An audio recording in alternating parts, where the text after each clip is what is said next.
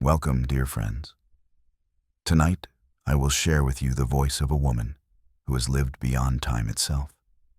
She was not a queen, not merely a concubine, but a shadow that remembers, a witness to the hidden lives of women behind the palace walls of Persia. Through her eyes, you will walk the baths of Persepolis, the arches of Ctesiphon, the gardens of Isfahan, and the mirrored halls of Tehran. This is her confession, her whisper across centuries. Close your eyes and let her memories carry you through the ages. I was no more than 16 when the gates of Persepolis swallowed me whole. The stones under my feet gleamed as though they had been polished by the hands of angels, each step echoing against the vastness of a palace that seemed too immense for mortal hearts. The air smelled of cedar and incense. Voices of guards and servants drifted like broken waves, never steady, always shifting. I walked forward, my silks whispering against my skin, heavy and unfamiliar. I was a flower torn from its roots, trembling, carried into a garden not of my own making. They told me I had been chosen, not as wife, not as queen, but as one among many, the blossoms of the empire, scattered from every corner of Persia. Some came from noble houses, others were spoils of conquest. I was neither and both. I belonged to the shadows now, to the silent corridors and the golden cages that shimmered with beauty and secrecy. Inside the harem, the air thickened, perfumed and heavy. Curtains of crimson and gold fell like waterfalls, muffling sound, softening the world. Women moved like drifting clouds, eyes lined with kohl, lips painted with crushed pomegranate. Laughter echoed in hidden corners, low and dangerous. I felt the weight of their stares, curiosity, suspicion, calculation. One girl touched my arm, her fingers cool, her smile sharp as glass. "You are young," she said, "and youth is dangerous here." There were rules, spoken and unspoken. Do not raise your eyes when a superior passes. Do not let jealousy show, even when it burns. Do not speak loudly. The walls are alive. They hear. Above all, never forget, our lives belong to him, the king, though many of us will never see his face. That first night, I lay on embroidered linen, alone, listening to music drifting from the banquet halls. Drums throbbed like distant thunder, strings wept, flutes sighed. I imagined him there, Darius, ruler of countless lands, lifting a golden cup while generals and nobles bowed low. I would not see him for weeks. My life belonged first to the matrons who ruled these chambers. They were women with no crowns, yet their power rivaled any queen's. They taught us how to move like shadows, how to veil our hunger, how to survive. One matron, her hair silver but her eyes merciless, told me, "Beauty is a knife. It will serve you or it will cut you. Learn to wield it." Another whispered, "Friendships are illusions. Sisters become rivals when the king's gaze lingers too long." Yet in the quiet hours, when candles flickered and the palace slept, I found a single friend. Her name was Syra. She laughed softly, like rain tapping on stone, and confessed she had not spoken to her family in years. "We are birds in a gilded cage," she said, "but even birds sing. That is how they endure." The harem was both paradise and prison. Days melted into each other, painted with scents of jasmine oil, the shimmer of jewelry, the rustle of silk. Yet beneath the beauty were storms. Women whispered secrets, traded glances like daggers, formed alliances in candlelit corners. A gift of a comb could be a declaration of loyalty. A glance withheld could signal betrayal. One girl disappeared overnight. No one spoke of her again. I began to learn. I lowered my eyes when required. I laughed when others laughed. I cried only in silence. But within me, something stirred, something no training could erase. It was not fear, nor even hope. It was the strange certainty that my story would not end here. The moon rose above the tall columns, silvering the carved reliefs of kings and lions. Time itself seemed to pause, the air thick with centuries. And I felt it. I was not like the others. Their beauty would fade, their stories would be swallowed by dust.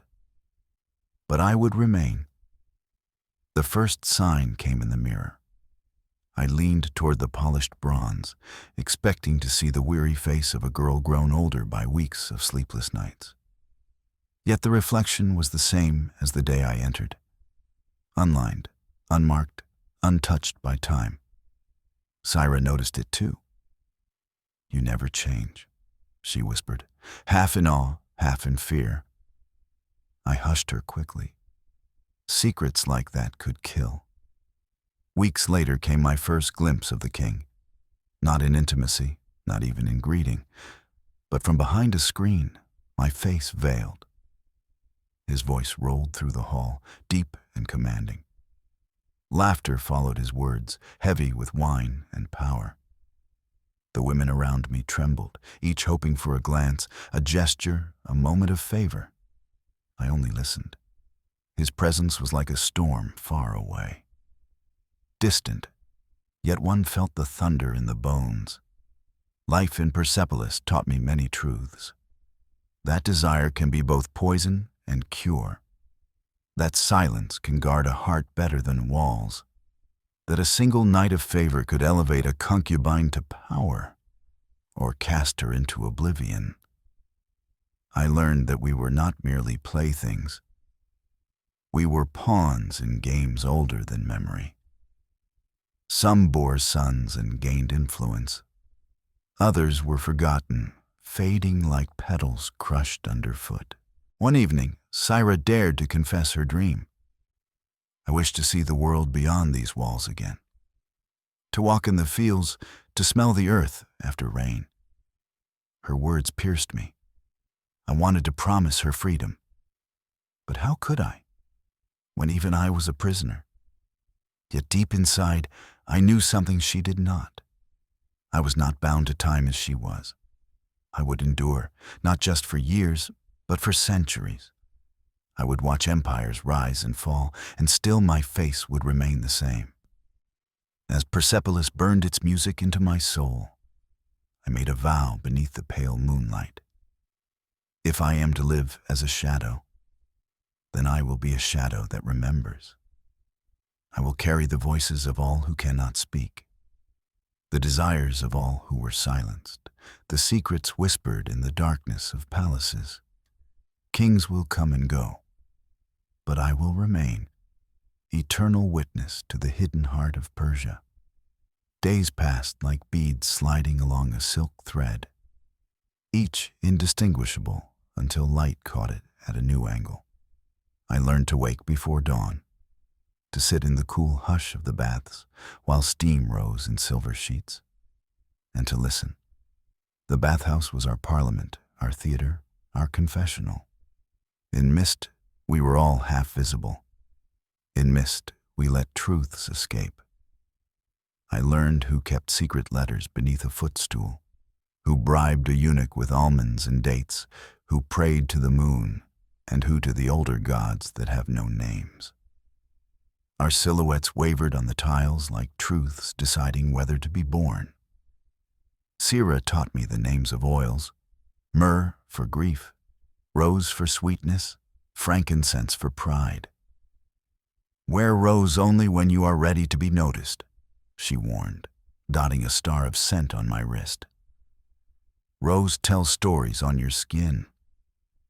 Her laughter could soothe a quarrel, her eyes could stir one.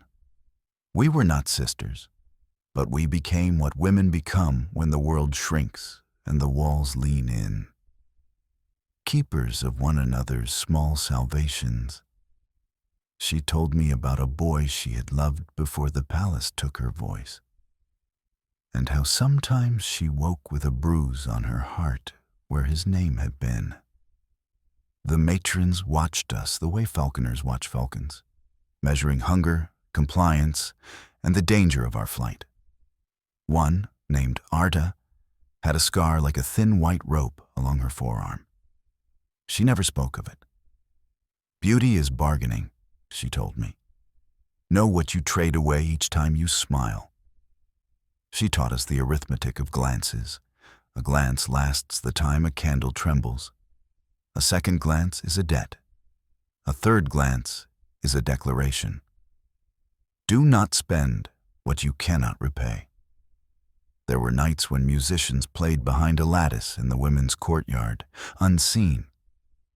Notes wandered through vines and caught on our wrists like bracelets of sound. We danced without moving. Only our thoughts swayed.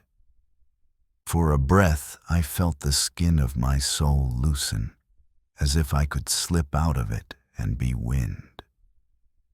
But the melody ended, and the lattice remained, and we were again jewels in a box whose lid shut softly each morning. Rumors arrived on soft feet. One whisper said a high-born concubine had angered a queen by wearing a shade of lapis reserved for royal blood. Another said a maidservant disappeared after delivering a sealed message. We learned to handle rumors like embers. Too tight a grip and they scorch. Too loose and they sputter. The clever warmed their hands by them. The foolish set themselves on fire. I discovered a way to walk that sounded like nothing at all. I learned how to hide one thought behind another, the way a dancer hides a knife in a sleeve. A smile can be a doorway and a door. My reflection remained unchanged. Days thickened into months, yet time refused to take its toll. When Syra teased that I must drink moonlight, I pretended to be mortal. Perhaps I am too anxious to age, I laughed. Perhaps fear preserves me. She nodded as if that were wisdom, and combed my hair with a patience that undid knots other hands had tightened. My first true audience with the king was not mine to choose. It came in spring when orange blossoms poured scent over the walls and stars looked like spilled millet. Arda dressed me in a gown, pale as new cream, and placed a pin in my hair shaped like a leaping ibex. Do not swoon, she said dryly. Men only remember their own kindness when women fall. Stand straight and make him feel you are strong enough to deserve his mercy. We were 7 in a small procession, led through corridors where torchlight carved moving patterns on stone. Behind a curtain of beads, a chamber opened like a mouth, warm and bright. He sat on a low divan, not in a crown, but in ease, flanked by wine and spiced meat. His eyes were not cruel. They were patient, which is another kind of danger. He asked our names and did not flinch when mine trembled. Sit, he said, and the air adjusted to the word. He spoke of trivial things. Gardeners who overwatered, merchants who lied, a horse with a temper that delighted him. I watched the veins in his hand, the tendons that stood when he lifted a cup. He had the weight of someone who sleeps well. When he asked what I missed most from the world outside, truth rushed up like water, and I swallowed it. Rain, I said at last. The smell of earth when it agrees to be forgiven. He smiled, small and private. It was not love. It was a door he left unlocked. Afterward, the other women whispered, "He looked at you. He asked you a question." He smiled. Each sentence carried a hook. Arda unpinned the ibex with brisk hands. "Do not bleed in the water," she murmured. "Sharks taste it from miles away." I wanted to tell her I could not bleed as others bled, that the clock inside me ran on another wind. Instead, I folded away the night in the drawer where I kept my few belongings: a strip of linen, a ribbon, a seed. The palace had a gardener whose hands were always dirty no matter how he washed them. His name was Orodes, and he knew the moods of plants the way we knew the moods of women. If a blossom drooped, he whispered to it. If a leaf yellowed, he scolded the soil as if it had been lazy. We were not supposed to speak to men alone. But the garden was full of corners and shadows, and I was a student of shadows. One morning he found me tracing the veins of a fig leaf. "There is milk in it," he said. "It will heal cracks in the skin." He broke a leaf and let the pale sap string between his fingers. "And if you touch the milky tear to your tongue," he added, "you will remember the taste of rain, even in drought." I did not love him. I loved that he did not look at me as a jewel or a corridor to power. He looked at me as one looks at a weather vane, as a sign of direction. When I asked when it would rain, he said, "When the ants move higher." I checked the ground each day. The ants obeyed a calendar older than ours. Syra began to cough. At first it was nothing, a petal caught in her throat. Then the cough grew roots. In the steam of the baths, she turned pale. She hid stained cloths at the bottom of a chest. We did not speak of blood. We exchanged rose oil, honey, and prayers whispered to whichever god walked the corridor closest. I told Arta, who nodded and sent herbs. "Do not let the eunuch see her weak," she said. "Compassion is not a policy here. Compassion is rebellion." I learned that when a concubine named Persian stole a jar of dates to sweeten her mother's visiting day. The theft was small and the dates replaced, but punishment came in silences. No one sat near her for a week, no one borrowed her combs, no one looked at the child she had born last winter. The absence pressed on her like a lid until she broke and apologized to the air. Only then was she returned to the murmuring flock. A letter was smuggled in, tied with a blue thread. Letters were birds. We feared and adored them. Arta burned most before eyes could drink from them. But this one she weighed and placed in my hand. "You read slowly," she said. "That is useful." Inside was a poem full of hills and goats and a sky as wide as mercy. No name, no plea, only the old world pressed into a few breaths. I gave it to Syra, and for an hour she slept without coughing. Spring folded into summer. The gardeners covered tender roots with mats when the sun struck too fiercely. The eunuchs dampened the tiles at noon to cool the air. We learned to sleep in fragments, to dream with one eye open. New women arrived, their ankles still bearing the ghost of shackles, silk, duty, hope. We taught them how to tuck words beneath their tongues and keep them there all day. Power is most visible when it is arranging chairs. I saw a queen once, from far away, shift 2 cushions with her own hands before the king arrived. Later the story spread that she had been angry, and this small gesture diverted a storm. We understood.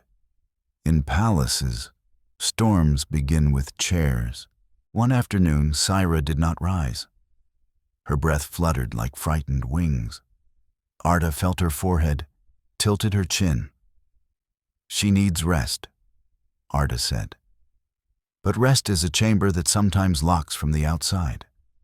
For 3 days we fed her broth that tasted of patience. On the 4th, she asked me to open the window.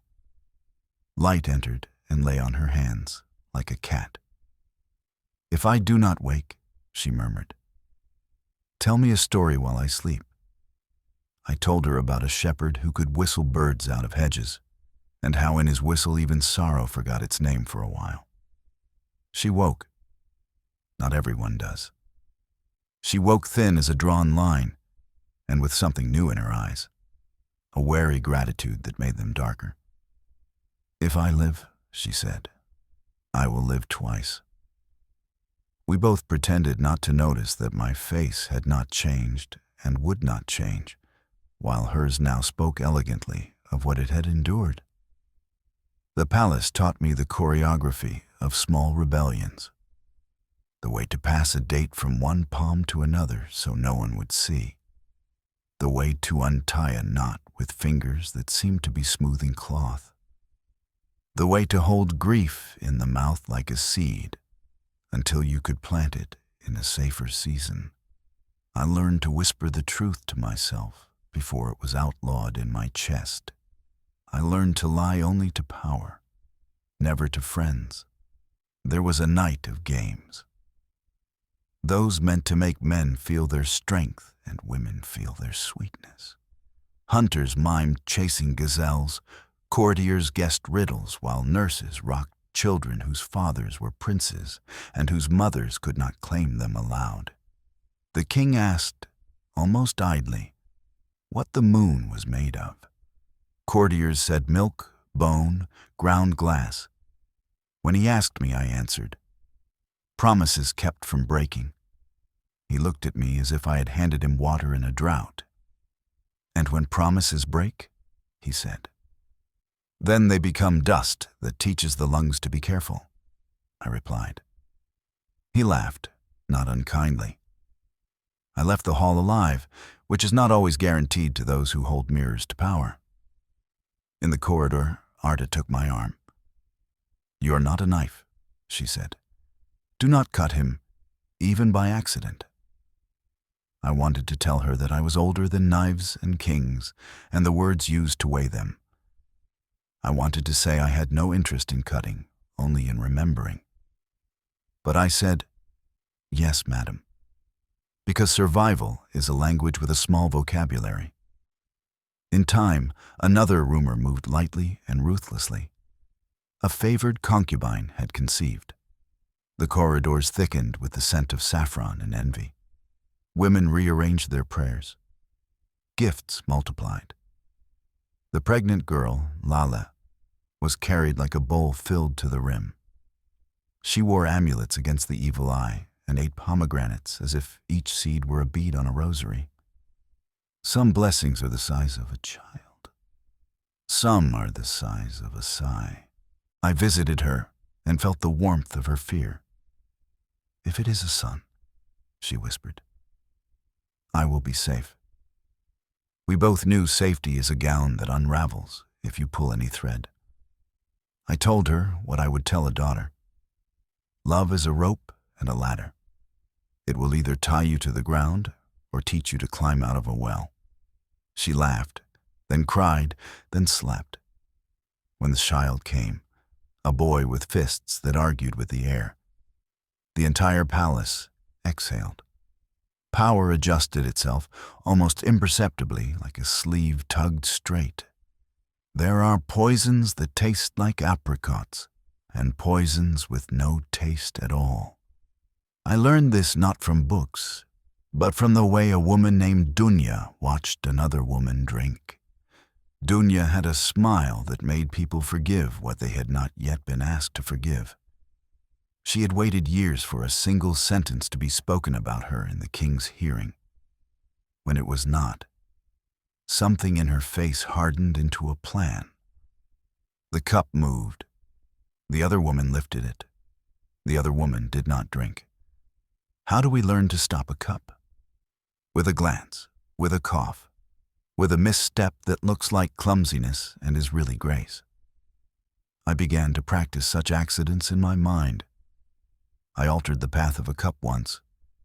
A servant tripped, a tray slid, my hand closed over a handle as if to steady it, and I set it down near another mouth. Someone else drank. No one died.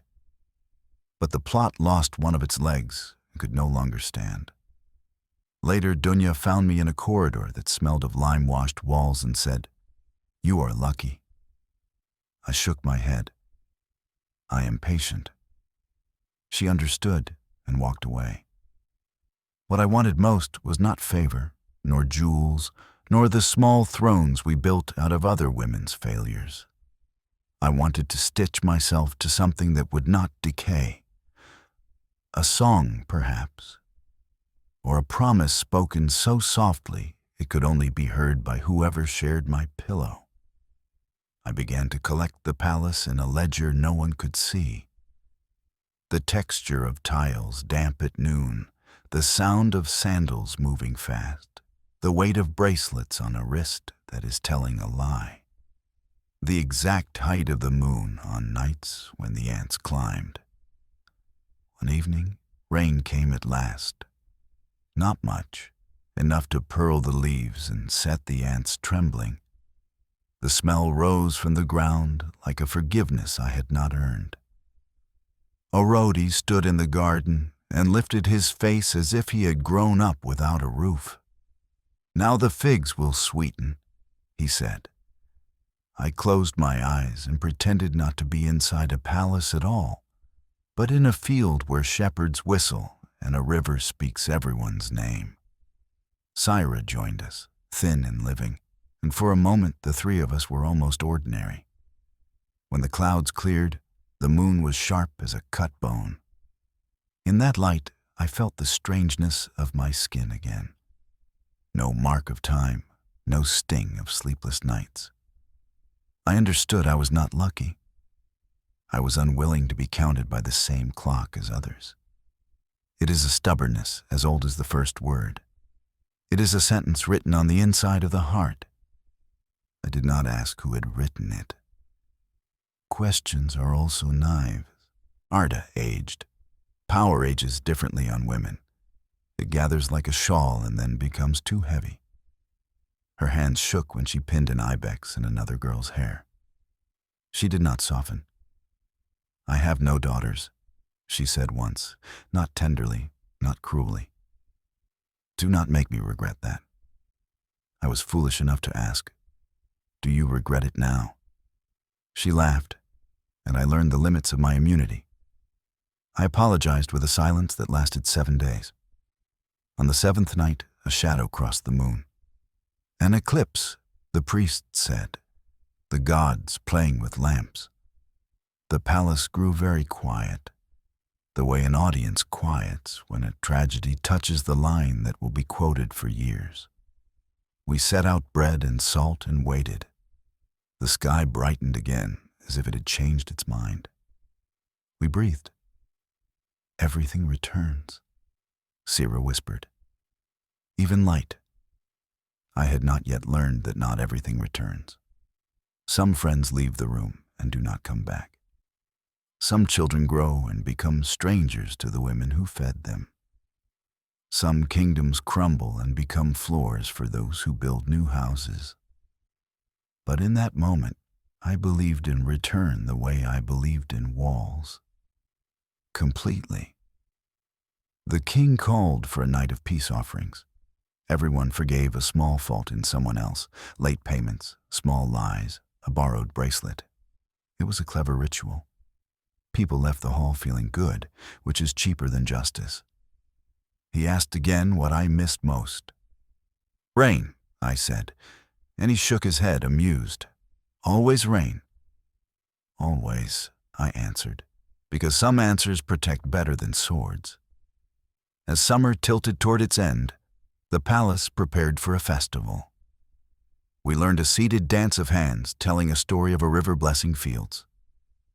I told my own story with my fingers.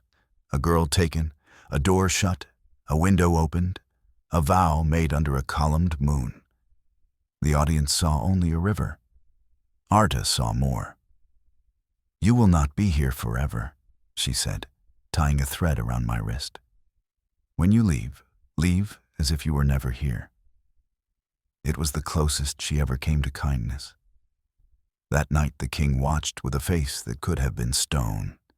He clapped, slow and thoughtful, and left without speaking. In the courtyard, Orodes balanced a lantern on his palm. "Plants transplanted too often forget how to root," he said. I thought of my reflection that would not change, of a heart refusing to choose between cage and sky. What if the plant is its own seed? I asked. He smiled. Then it will sprout wherever it is spilled. I slept and dreamed the ants climbed a hill that rose higher each time I looked away. On the hill was a door. On the door was a name I could not speak aloud. I woke with the taste of iron in my mouth and the certainty that the palace, for all its jewel-toned splendor, was a beginning rather than a life. I did not know where I would go or when, only that I would be required elsewhere in another century, with the same face and a heavier chest. Before dawn, I went to the baths. Steam blurred the world into mercy. Syra sat with me, our knees touching, our silence comfortable. "We are not birds in a cage," she said suddenly. "We are birds learning maps." I took her hand. "Then memorize the rivers," I answered. "They do not forget." We sat until the steam thinned, and the first orders of the day arrived with the chime of keys. A messenger entered, breathless, asking for Arta. A visiting delegation had arrived. Women whose bracelets did not clatter because power teaches jewelry to be quiet. New arrangements, new seats, new storms. Arta tightened her shawl and rose like a soldier. "Comb your hair," she said to me without looking. "Comb your thoughts." I did both. By evening, the delegation had become a rumor with a spine. They were here to discuss marriages and treaties and the sort of exchanges that pretend to be about love. I sat behind a screen and watched hands speak languages mouths refused to learn. We drank sweet wine and ate meat with salt like crushed starlight. The night ended without catastrophe. Not all due. When I returned to my room, a letter lay on my pillow. No blue thread this time, only a seal shaped like a leaf. Inside, a single line. "Rain comes where the ants agree," and no signature. I smiled into the dark. I did not know this sentence would follow me through centuries like a proverb that never grows old. I did not know how many roofs I would stand under or how many palaces would ask me to pretend I belonged to them. I only knew the ants had moved higher and that I was meant to follow. I blew out the lamp and lay in the velvet dark. The palace breathed. Somewhere a child turned in his sleep and found a more comfortable dream. Somewhere a woman hid a comb in a jar of wheat. Somewhere Orodes folded a leaf along its central vein and taught it to pray for water. I pressed my palm to my chest and felt a clock that was not a clock measuring me by an older sun. Morning came, as it does when nothing intervenes. Corridors filled with the scents of bread and oil and ambition. I stepped into the day with my hair braided in a way that meant I will be seen, but only as much as I allow. The immortal do not strut. We passed like weather, felt, not named. And I was learning, slowly, what my work would be across ages. Not to rule, not to seduce, not even to survive more beautifully than others, but to remember precisely and carry memory like water in a jar across a desert. When the courtyards brightened to the color of pale wheat, I found Syra feeding a stray cat scraps of fish and telling it about the shepherd and the birds. "Everything returns," she told the animal. "Even whistles." The cat blinked, unconvinced. I touched her shoulder. "If it does not return," I said, "we will build it." She nodded. We ate a plum between us, the juice anointing our mouths like a brief, harmless sin. So the days continued, an embroidery that seemed, to the untrained eye, a repeat of the same pattern, A careful look showed new threads, small divergences where a hand had learned boldness.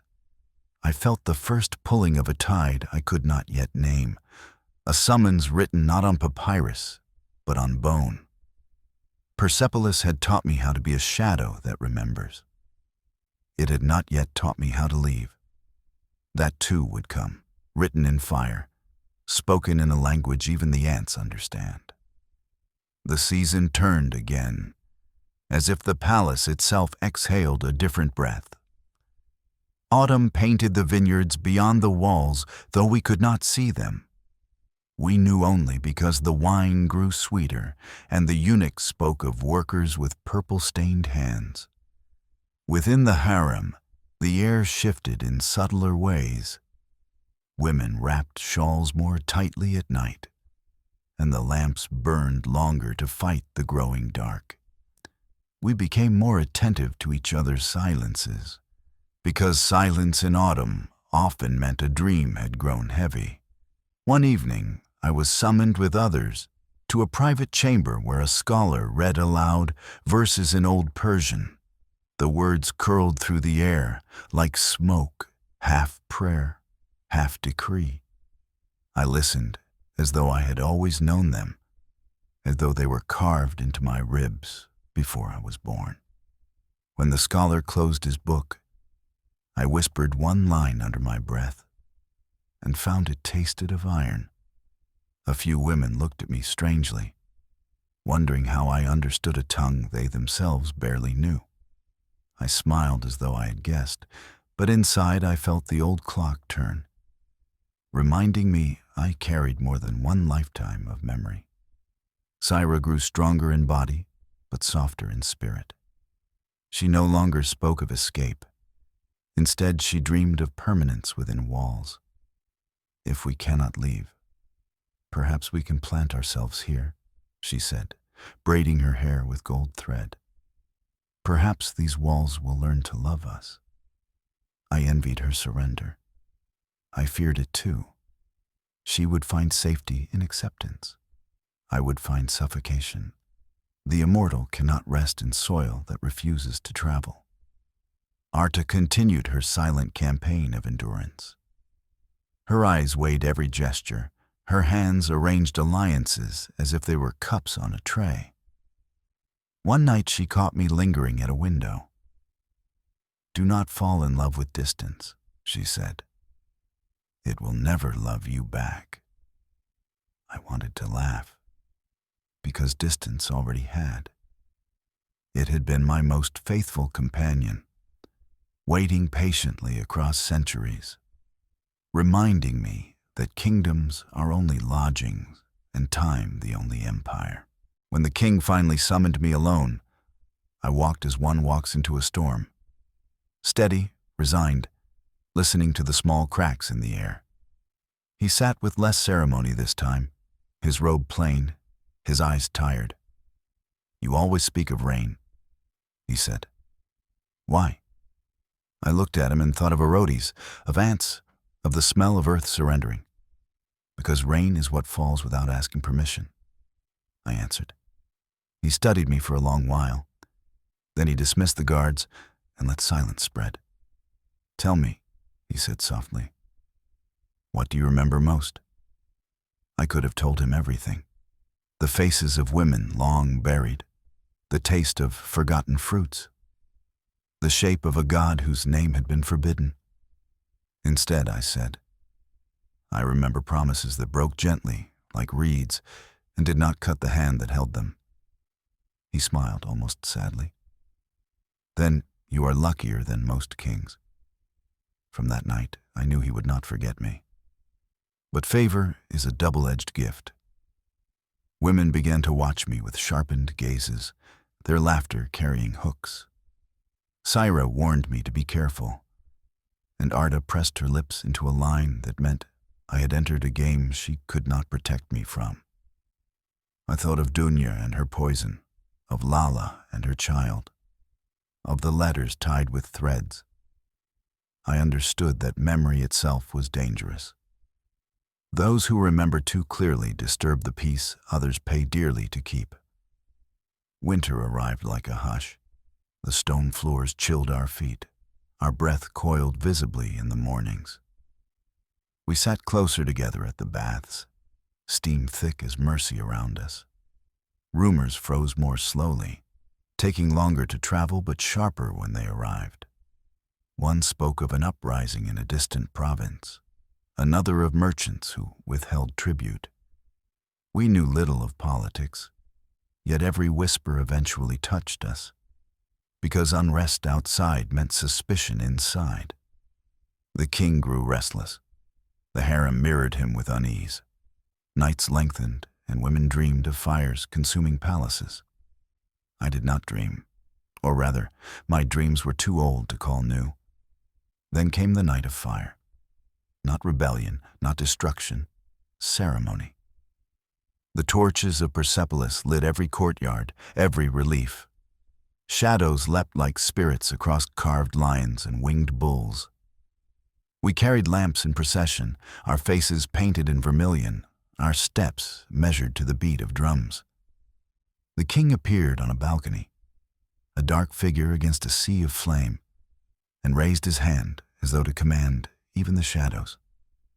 I looked up at him and thought, "You will be remembered in stone, but I will remember you in flesh, in breath, in the way your eyes softened when rain was mentioned. My memory will outlive your marble." After the festival, life resumed, as it always does after spectacle. Yet something within me shifted. I no longer belonged only to Persepolis. I belonged to the flow of time itself, to centuries waiting like unopened doors. I could feel them pressing at the edges of my skin.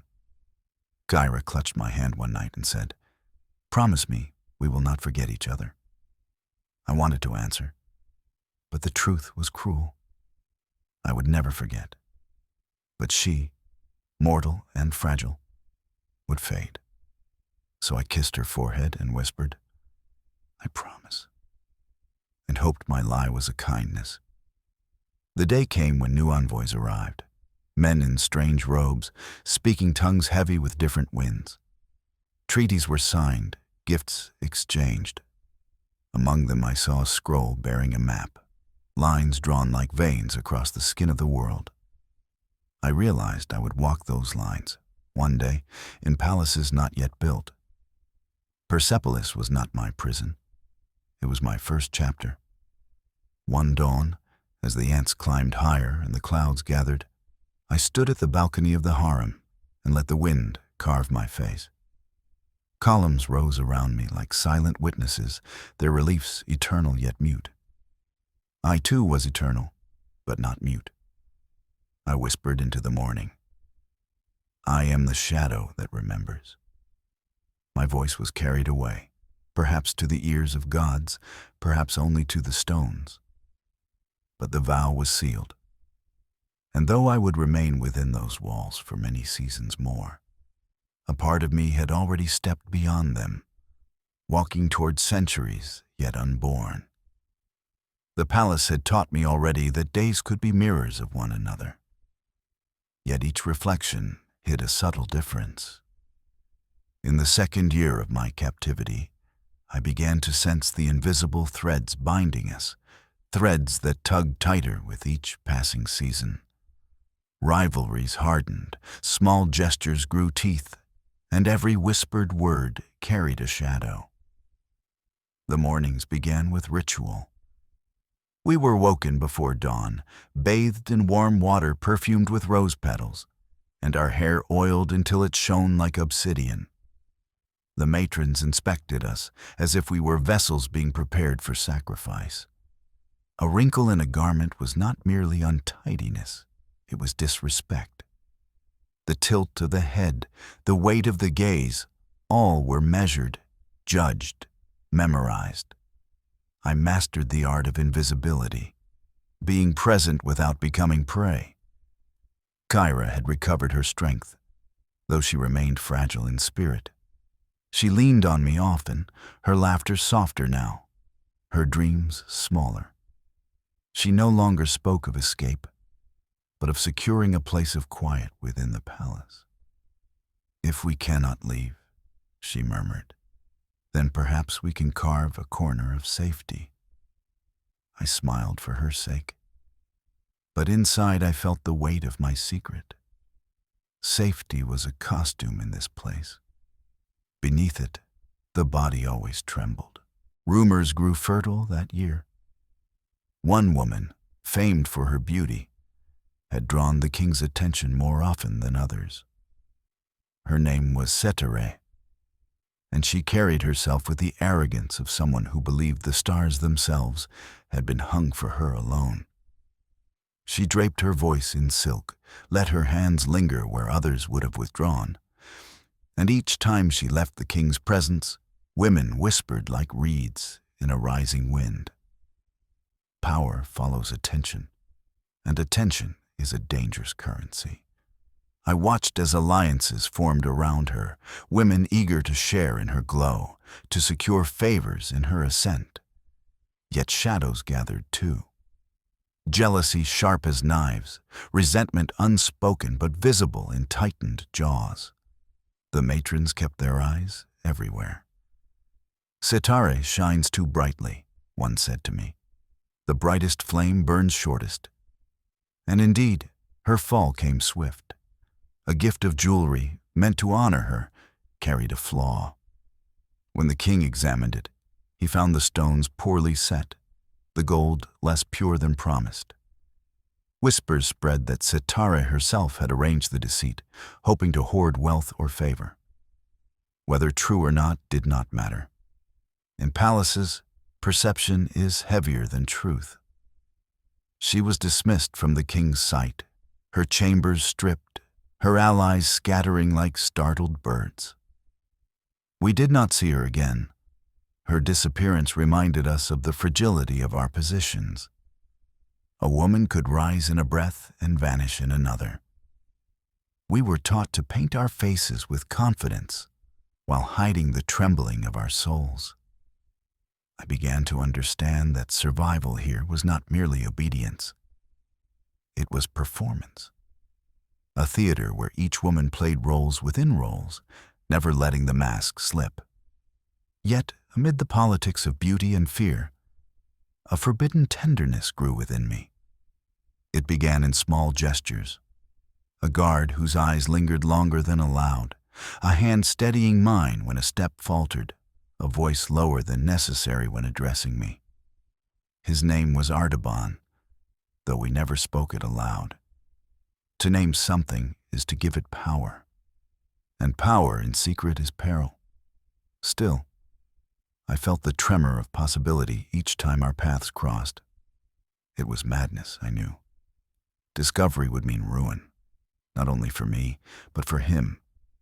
Yet in the hollow nights, when the palace exhaled its endless sighs, I let myself imagine what it would be like to stand beside him beyond these walls, to walk among fields unguarded, to hear him speak without fear. Desire is its own kind of rebellion, a refusal to let cages define us. One evening, while delivering a tray of fruit to the baths, he brushed against me, and a pomegranate rolled to the floor. I bent to pick it up, and in that breath of closeness, he whispered, "The moon is full tonight." It was nothing, yet everything. A secret shared. A door opened. That night I stood in my window and watched the moon rise, imagining he watched it too. For the first time since my arrival, I felt less alone, but love, or the beginnings of it, sharpened my awareness of danger. Ctesiphon's fate had shown me how swiftly fortune turned. The matrons missed nothing, and Arta's eyes seemed to pierce through even the strongest veils. I learned to carry my secret as one carries a vial of poison, carefully, hidden, knowing a single slip could spill everything. Meanwhile, Syra grew close to another group of women who promised protection through loyalty. They whispered to her of rituals, small offerings to unseen gods who might grant favor. She pressed me to join, but I refused. I had lived long enough to know that gods, like kings, bargain harshly. Instead, I held my silence and watched as she tied threads around her wrist, each a promise to forces she barely understood. The king himself grew restless. Whispers of unrest beyond the palace reached even our sheltered ears. He summoned women not for comfort, but for counsel, asking questions disguised as idle talk. I realized then that the harem was not merely a garden of beauty. It was a chamber of intelligence. Every woman here carried stories from her homeland, knowledge of her people, secrets gleaned from family or servants. When the king asked about irrigation, or the loyalty of soldiers, or the temperament of nobles, he was gathering more than companionship. He was gathering power. I began to answer carefully when called, choosing words that revealed little yet suggested thought. He seemed to notice, for his eyes lingered not with desire, but with curiosity. I was not foolish enough to think myself safe, but I felt a shift. Memory, my strange burden, became an asset. What I remembered, I could shape into counsel. And so I became not only a shadow that remembers, but a shadow that whispers. Yet danger thickened. One winter night, Syra was accused of disloyalty. A letter had been found beneath her bed, written in a script none of us recognized. She swore it was not hers, that she had been framed. But protests mean little when suspicion is hungry. The matrons gathered, the eunuchs whispered, and the king ordered her confined. I held her hand as they led her away, her eyes wide with terror. "Do not forget me," she begged, as if I ever could. I carried her voice inside me, another memory to keep safe across centuries. Her absence hollowed me. I wandered the baths, the gardens, the corridors, each place echoing with her laughter, her cough, her quiet dreams. I asked Arta if she would return. She looked at me long, then said only, "In palaces, return is rare." And I knew the truth. Syra had been erased, as surely as Setare before her. In grief I turned more often to the garden. Orodes still tended the plants, speaking to them as if they were children. One evening, as I touched the rough bark of a fig tree, he said, "Trees remember. Cut them and they show rings, each a year survived. You—" He paused, studying me. "You will never show rings, will you?" My heart tightened, but I said nothing. Secrets live longer when unspoken. Winter deepened. Snow dusted the courtyards, white against dark stone. Fires burned in braziers, but the chill reached even into our bones. Women huddled closer, tempers shorter, patience thinner. Yet amid the cold, I felt a strange clarity. Time could not touch me, but it devoured everything around me. Friends, rivals, kings, they would all pass while I remained. It was both comfort and curse. And so I began to write, not on papyrus or clay, but in memory. Each day I etched the details of life into my mind, the color of a robe, the cadence of a song, the taste of honeyed wine, the tremor of a hand pouring it. I told myself that one day, when all this had turned to dust, I would be the last archive of its truth.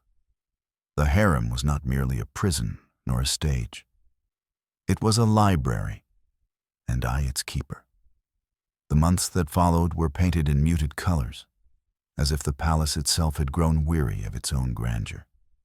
Festivals came and went, yet their songs sounded hollow in my ears, without Syra's laughter to echo against them. The other women adjusted quickly, as they always did, filling the void with new alliances and rivalries. But I carried her absence like a hidden wound. Immortality does not protect against grief. It only ensures that grief is never temporary. Artaban, the guard whose eyes lingered too long, became my secret tether to the world beyond the gilded lattice. He was careful, too careful sometimes, speaking only when shadows disguised us, brushing past me as though by accident. Yet even the smallest exchange grew large in the silence of the harem. One evening, while delivering incense to the baths, he paused near me, his voice so low I almost mistook it for my own thought. "There are stars tonight that even the king cannot command." I carried those words back to my chamber like contraband, turning them over in my mind until they glowed. But secrets, no matter how tender, cast long shadows. Dunya, the woman whose smiles concealed daggers, began to watch me more closely. She asked questions wrapped in honey. Why I lingered in corridors, why I stood at windows so long, why my eyes seemed elsewhere when the king's gaze swept over us. I answered with half-truths, learning the delicate art of lying without speaking. Yet I knew she was storing my silences like coins in a chest, to be spent at the most dangerous moment. One night, during a banquet, the king asked for a dance. Not the wild, joyous kind that peasants performed in village squares, but the restrained, deliberate gestures of court ritual. Our hands told stories while our bodies remained still, each movement carrying meanings layered like woven cloth. I traced the tale of a river blessing fields, yet beneath it I etched another story, one only I knew, of captivity, endurance, and a promise whispered to the moon. When I finished, the king regarded me with that same quiet curiosity, as though he sensed the double language in my hands. He dismissed me with a nod, but I felt the eyes of women burn into my back, sharp and suspicious. Later that night, Artaban risked more than he ever had before. I found a folded scrap of parchment beneath a cushion in my chamber. On it, a single line, "Even rivers break their banks." My heart raced. It was both warning and confession. I pressed the parchment to my chest until the ink smeared, praying no one else would find it. The danger of discovery made my reflection all the more surreal. While the other women began to show the first faint lines of age, I remained unchanged. Whispers arose, soft at first, then sharper. Some said I bathed in enchanted oils, others that I had bargained with forbidden gods. I smiled and let the rumors swirl, for truth would have been far stranger. Still, I feared that suspicion might one day weigh heavier than envy. Then came the incident that changed everything. A noble visitor, cousin to the king, arrived at the palace. His presence unsettled the harem, for he carried himself with arrogance sharper than any blade. During a feast, he jested crudely about the women behind the lattices, boasting that he could tame any flower in the royal garden. His words slithered into our chambers like snakes, sowing anger and fear alike. Dunya saw opportunity in the insult. She suggested slyly that one of us might prove his boast hollow, embarrassing him before the court. Her eyes slid toward me as she spoke. The matrons, weary of scandal, dismissed the idea. But the seed had been planted. That night, I found another scrap of parchment tucked beneath my pillow. "Beware serpents who speak with borrowed tongues." The handwriting was Artaban's. My pulse thundered as I burned the parchment to ash. Even so, the warning lingered like smoke in my lungs. Tensions grew heavier with each passing day. The noble's arrogance spread like a stain, emboldening some, enraging others. The king, distracted by matters of state, seemed oblivious to the storm brewing within his walls. I knew what others did not. Palaces often collapse, not from outside assaults, but from fractures within. One evening, as I sat alone in the garden, Orodes approached, his hands still dark with soil. He studied me a long while before speaking. "You carry too many seasons in your eyes," he said. "More than one life should hold." My breath caught. For the first time, someone had spoken aloud what I had always hidden.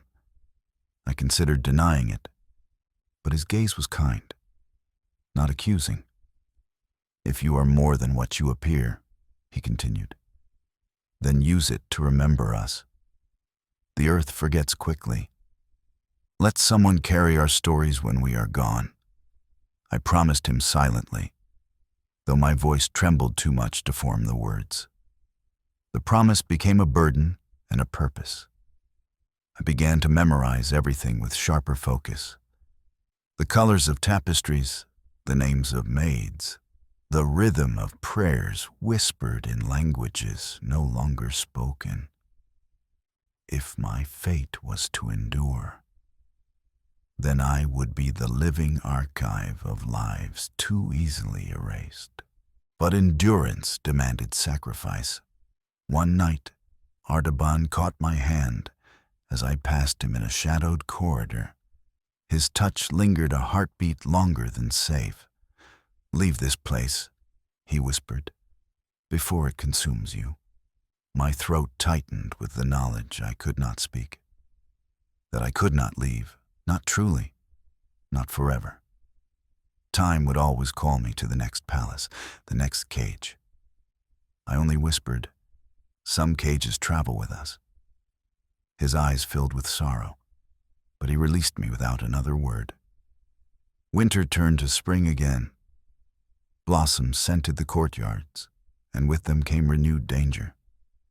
Dunya, ever the serpent, accused me openly of deception. She claimed I had seduced a guard, that I had stolen letters, that I had secrets too dangerous to be allowed. Her words struck like stones cast into still water, rippling outward, drawing every eye. The matrons demanded answers. The king himself questioned me. I stood before him, heart steady, face serene. "Have you betrayed us?" he asked. I met his gaze, and for a moment I felt the centuries pressing through me, the weight of lives past and future. "I have done nothing but remember," I said softly.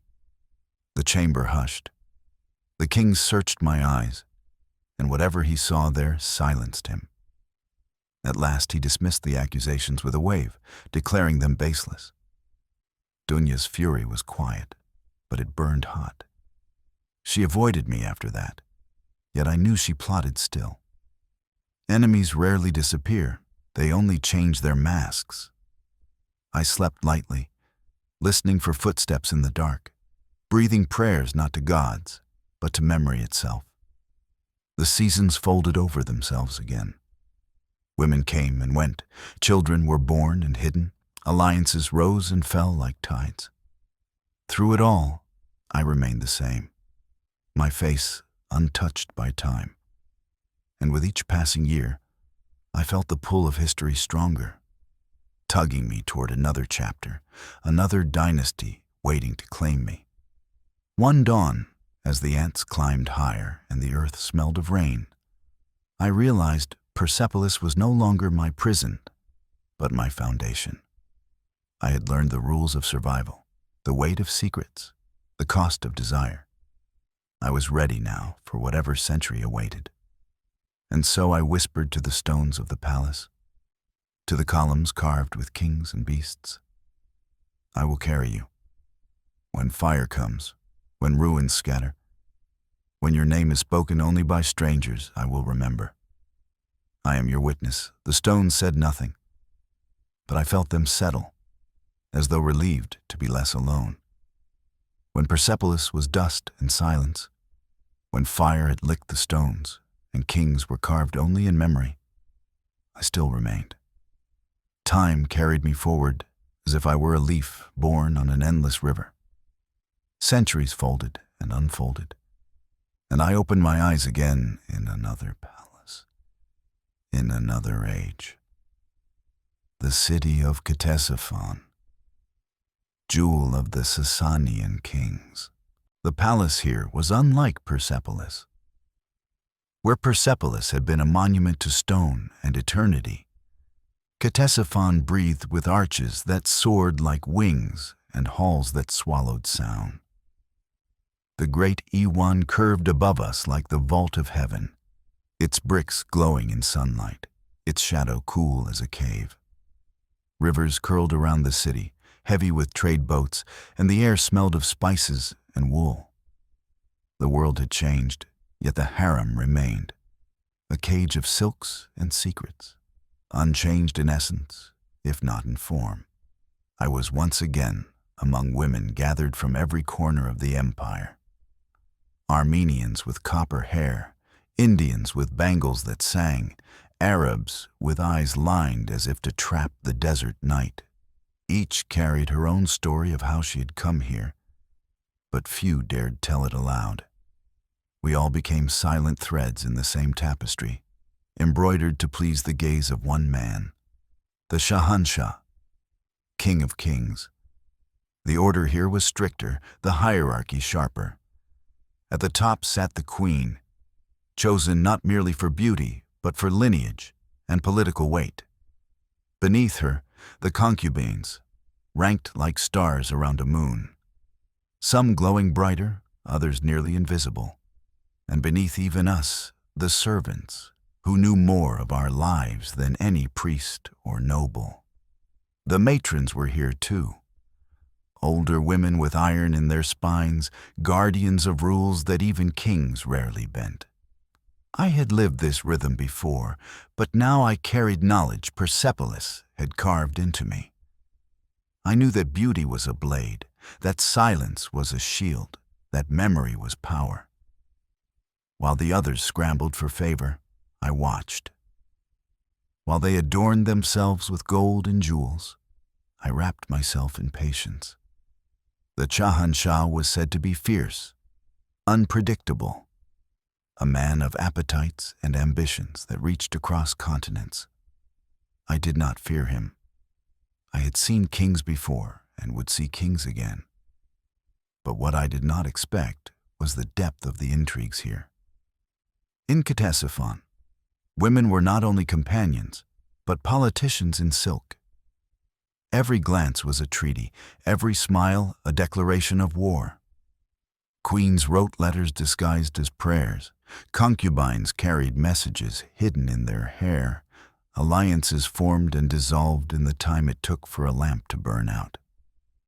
I became their witness, and though I spoke little, I was soon seen as one who listened. That too is a kind of power. There was one among us who ruled the harem more strongly than the queen herself. Her name was Shirin, not the Shirin whose love story poets would one day immortalize, but another, a woman of equal beauty and sharper will. She moved as though the air parted for her, and when she laughed, the courtyards bent toward the sound. The king adored her, and the queen endured her. To cross Shirin was to court ruin, yet to ally with her was to risk drowning in her brilliance. I watched her carefully, learning how power draped itself across a woman's shoulders, how even silence could become command. Yet, amid all this, my heart remained restless. Perhaps it was Artaban's memory that lingered, perhaps Syra's absence, perhaps simply the curse of my immortality. For while the women around me dreamed of sons, or jewels, or fleeting favor, I dreamed of rivers, of rain, of escape I knew would never come. I walked the gardens of Ctesiphon at dusk, where peacocks screamed and fountains scattered silver into the air, and I asked myself whether eternity was a gift or a punishment. It was in those gardens that I met Khosrow, though not the king himself. He was a soldier in the service of the court, tasked with guarding the outer walls of the harem. His eyes carried the weight of campaigns, deserts crossed, and battles survived. He did not look at me as others did. His gaze was steady, unhurried, as if he recognized something in me he could not name. When he bowed, it was not servility, but acknowledgement, as though we shared a secret neither of us yet knew. I should have turned away. I should have buried the spark before it caught fire. But eternity is long, and the heart does not live by memory alone. We spoke only rarely, with walls between us, with shadows listening. Yet those fragments became lifelines. "Do you not tire of these walls?"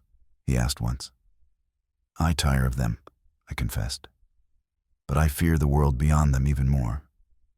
He smiled, faint and sad.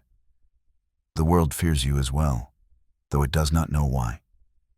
His words unsettled me. Did he see it? The stillness in my face, the agelessness of my skin? Did he suspect what I was? I avoided him for weeks, yet the absence carved deeper than the danger. When at last I saw him again, standing beneath a fig tree in the garden, he only said, "Even trees do not grow forever.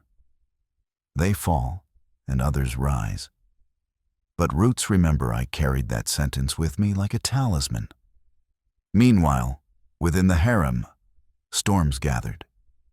Shirin's power grew unchecked, and with it, the queen's resentment.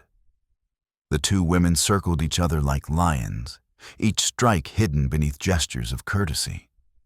We, the lesser concubines, were pawns in their game. One day the queen summoned me, her eyes sharp as flint.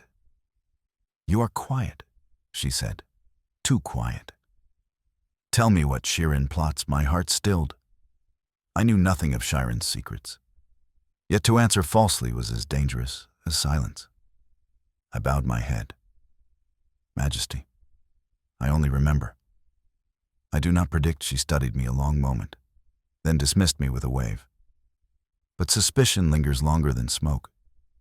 Later, Shirin herself approached me. "The queen fears you," she said lightly, her fingers stroking a bracelet of lapis. "That makes you useful to me."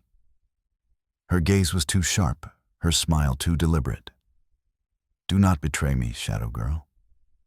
"I can make your silence worth more than gold," I answered only with a bow, for neutrality was the only safety left. But inside I knew neutrality is an illusion. One day, even silence demands a price. That day came sooner than I expected. A feast was held to celebrate a victory in war, and the harem was commanded to perform. Music filled the halls, drums deep as thunder, flutes sharp as birdsong. We danced in the restrained elegance demanded of us, each movement polished, precise. Yet I felt eyes upon me, Shirin's, the queen's, the king's himself. When the dance ended, the king called me forward. "You do not age," he said, loud enough for the hall to hear. Laughter rippled, nervous, curious. I lowered my head, but the words cut deeper than any blade. The queen's gaze burned into me, and Shirin's smile was thin as a knife. That night, whispers grew like weeds, that I was a witch, that I had drunk forbidden elixirs, that I carried secrets older than the palace itself. The matrons questioned me, but I offered nothing. What could I say? That I had lived since Persepolis, that I had watched empires fall like sandcastles. Truth would have condemned me faster than lies. And so I endured, silent, waiting, remembering. For that is what I was destined to do. Not to rule, not to conquer, but to carry the memories others feared to hold. Even as storms gathered in Ctesiphon, even as alliances shifted and dangers thickened, I remained the shadow that remembers. The days after that banquet became heavy, as though the air itself had chosen sides. Whispers grew bolder, Servants glanced too long, and the matrons walked with the severity of judges preparing for trial. I felt the net tightening, though I could not tell whether it was woven by the queen's suspicion, Shirin's envy, or the simple cruelty of rumor. In palaces, lies are often hung on hooks of truth, and the truth they had seized upon was this: I did not change. I tried to keep to shadows, to silence, but silence itself became my accuser. Other women painted their faces brighter, laughed louder, flaunted their fleeting youth. I did none of these things, and my restraint was interpreted as arrogance. One concubine muttered that I was a spirit, not flesh. Another swore she had seen me by torchlight, with no shadow. It was not true, but truth mattered little. Fear sharpens the imagination more than love. Khosrow, the guard whose steady eyes had unsettled me, remained near the gardens. Once, as I paused by the fountain, he said quietly, "They fear what they cannot understand." Do not let their fear guide your steps, I wanted to believe him. Yet I knew that fear was the strongest ruler of all. I answered, "Fear writes laws sharper than any king." He bowed his head, acknowledging the weight of my words, then stepped back into the line of soldiers, his presence once more swallowed by duty. It was then that the queen struck. She summoned Shirin, myself, and several others to her private chamber. The air smelled of frankincense, heavy and suffocating. The queen sat rigid, her crown glinting in lamplight. "There is talk," she said, her voice smooth as polished stone. "Talk that weakens loyalty. Talk that weakens me. I will not tolerate it." Her eyes pinned each of us like insects. When they settled on me, I felt the press of centuries against my chest. "Hey, Majesty," I said softly, "I am loyal only in silence. My tongue is not a weapon." Her lips curved, though not in kindness. Silence can wound more than words. Then she dismissed us, but I knew the game had deepened. From that night on, I felt watched even in sleep. My dreams carried the weight of eyes. Shirin, ever the strategist, approached me days later. "The queen plays with fire," she murmured, her hand resting lightly on mine. "But fire consumes what it touches. You and I, we are not meant to burn. Stay near me, and I will protect you." Her tone was velvet, but beneath it coiled iron. I nodded, though in my heart I knew her protection was another form of chain. In palaces, every favor is a leash. The harem grew colder, not with winter but with mistrust. Women whispered less, laughed less, as though afraid their own breath might betray them. A maid was dismissed for carrying messages too quickly. Another vanished altogether. I wondered if Sira, wherever she had been taken, had felt the same tightening of the world before her end. Memory is a cruel gift. It teaches you to recognize patterns that others call fate. In those days I found solace only in the garden. Orodes had long since been replaced, but the trees still stood, their branches remembering what hands had once tended them. I traced their bark, whispering promises to hold their stories safe. One night, while moonlight spread silver across the fig leaves, Khosrow risked stepping closer than ever before. His voice was a thread. "If the storm grows, will you flee?" I wanted to tell him the truth, that I could not flee. The time itself would drag me to the next palace, the next century, whether I wished it or not. Instead, I said, "Shadows cannot leave their walls." They are bound. His eyes searched mine, and I feared he saw too much. But he only bowed and whispered, "Then may the walls break before you do." The storm broke soon after. Shirin was accused of treachery, not openly, not with proof, but with the insinuations that slither more fatally than blades. They said she had met envoys in secret, that she had plotted with nobles against the queen. The king hesitated, torn between love and loyalty, but hesitation itself is dangerous. Within weeks, Shirin was removed from her chambers. Some said she was sent to another palace, others that she was quietly executed. We never saw her again. Her fall shook the harem like an earthquake. The queen emerged triumphant, her power solidified, yet her victory carried the stench of fear. If Shirin, beloved of the king, could vanish, what safety had the rest of us? Women walked more carefully, spoke less, painted their eyes darker as though shadows could protect them. I remembered Citare in Persepolis, and I felt the old lesson confirmed. The higher one rises, the steeper the fall. Yet in the quiet left by Shirin's absence, I found myself more visible. The king summoned me more often, not for desire, but for conversation. He asked about omens, about the rhythm of seasons, about the loyalty of nobles. I answered cautiously, shaping truths into riddles. "What do you see in the sky?" he asked once. "I see clouds that argue with the wind," I replied.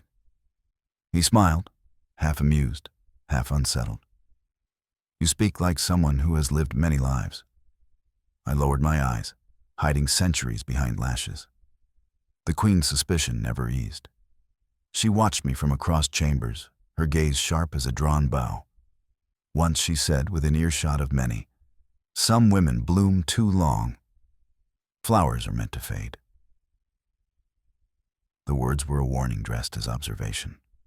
I curtsied, my face calm, though inside I felt the weight of inevitability. Perhaps she would strike, perhaps the king would shield me, perhaps fate itself would shift. But I knew one truth beyond doubt. I would endure, even if walls crumbled around me. And crumble they would. Even then, whispers carried of unrest, of foreign powers pressing at the edges of the empire. The river outside the palace carried not only trade, but rumors of war. The harem, insulated though it was, felt the tremors. Servants spoke of shortages, of villages restless, of soldiers weary. The queen held her throne with iron, the king with ambition. But cracks were spreading, hairline fractures in the grand arch of empire.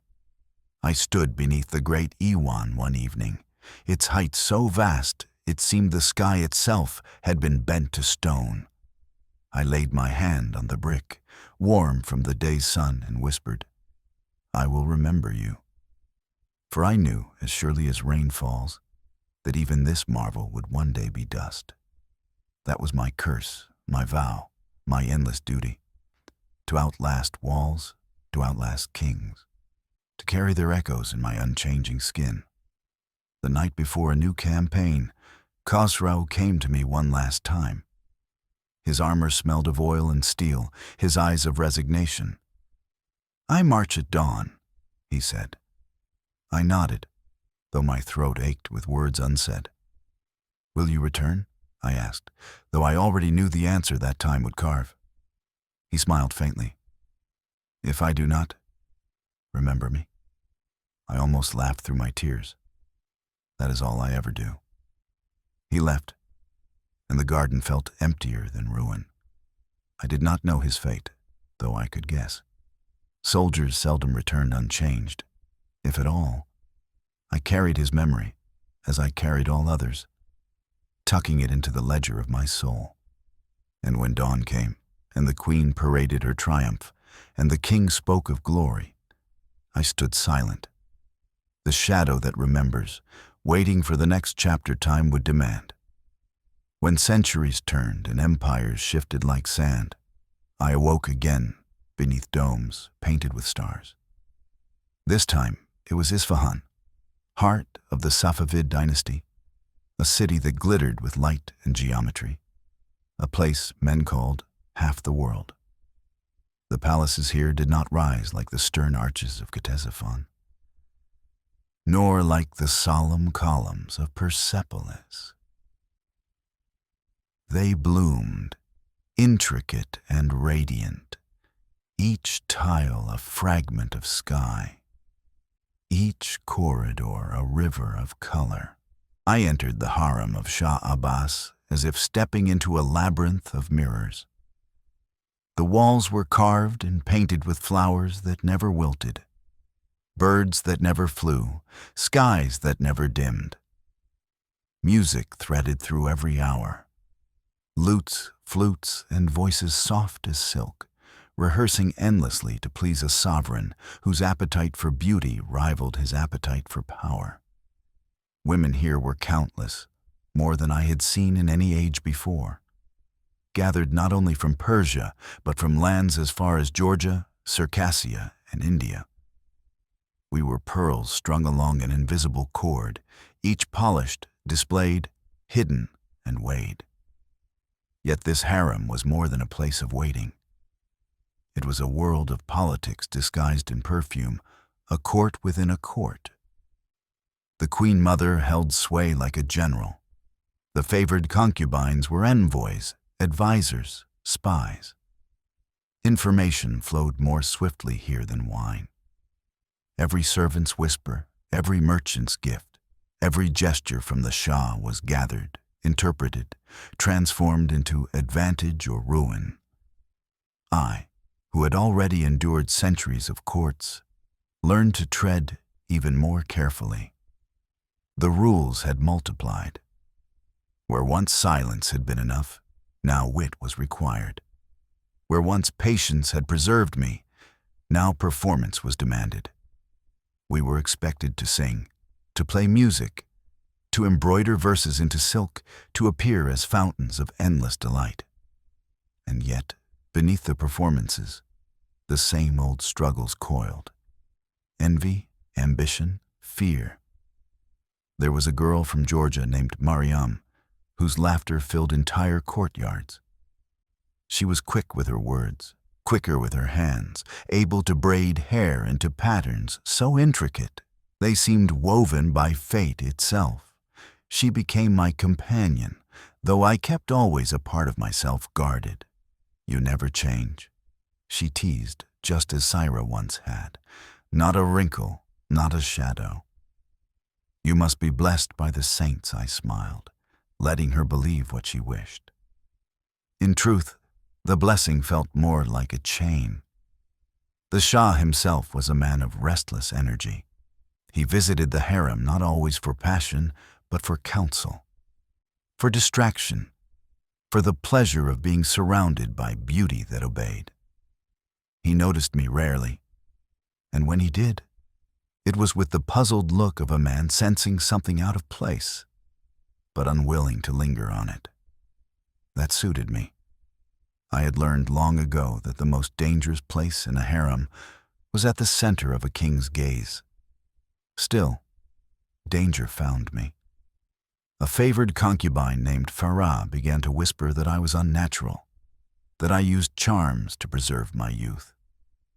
She spread tales that I walked alone at night, speaking to shadows, that I drank moonlight from bowls of water.